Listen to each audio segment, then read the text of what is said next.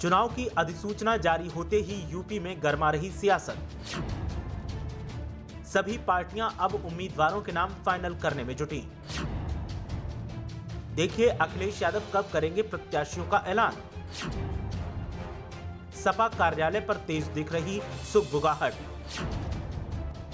पहले 2 चरणों के लिए 113 उम्मीदवारों के नाम तय कर लिए हैं। 10 और 14 फरवरी को होना है पहले 2 चरणों का मतदान। यूपी में चुनावी तारीखों का ऐलान होते ही सभी राजनीतिक दलों की पहली कवायद प्रत्याशी चयन को लेकर तेज हो गई है। समाजवादी पार्टी पिछले 6 महीने से ही प्रत्याशियों के चयन के लिए आवेदन और बैठकों का दौर चला रही थी। अब सपा की ओर से प्रत्याशियों के नामों के ऐलान की नई रणनीति बनकर तैयार है। अखिलेश यादव पार्टी कार्यालय पर लगातार थिंक टैंक के साथ मीटिंग कर रहे हैं। सूत्रों की माने तो पहले 2 चरणों में जिन 113 सीटों पर चुनाव होना है वहां के प्रत्याशियों के नाम पार्टी ने तय कर लिए हैं। अब महज ऐलान होना बाकी है।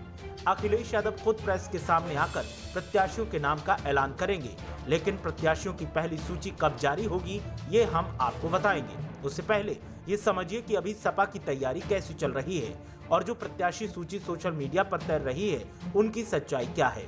दरअसल अखिलेश यादव इस बार किसी भी तरह से ढिलाई बरतने के मूड में नहीं है।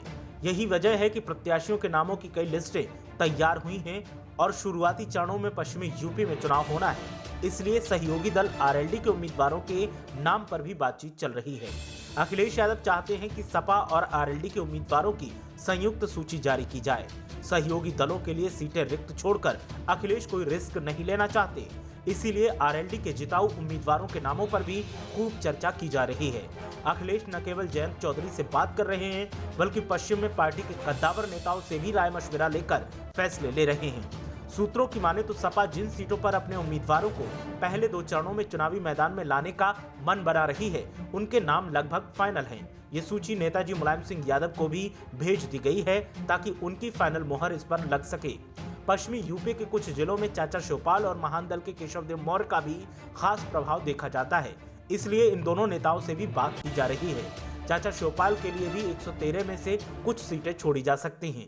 साथ ही आपको बता दें कि अभी तक जो भी प्रत्याशी सूचियां सोशल मीडिया पर वायरल हो रही हैं या फिर दावा किया जा रहा है कि इस सीट से ये उम्मीदवार तय है, वो सभी फेक हैं और ऐसे किसी भी दावे पर अभी आप विश्वास न करें तो बेहतर है। सपा की रणनीति तो लगभग तय है, लेकिन अब सवाल है कि आखिर 113 उम्मीदवारों के नामों का ऐलान आखिर कब किया जाएगा।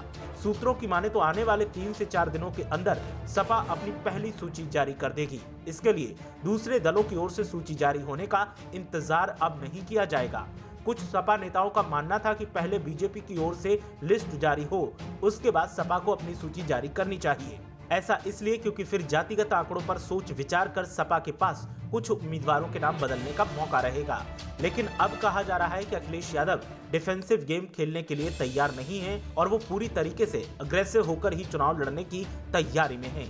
इसलिए उम्मीद है कि आने वाले 3 से 4 दिनों के अंदर ही सपा की पहली सूची जारी कर दी जाएगी। सपा की आधिकारिक सूची जारी होते ही हम आपको एक-एक सीट और प्रत्याशी का गणित भी समझाएंगे। आप मीडिया हलचल के साथ जुड़े रहिए और हर खबर को देखते रहिए।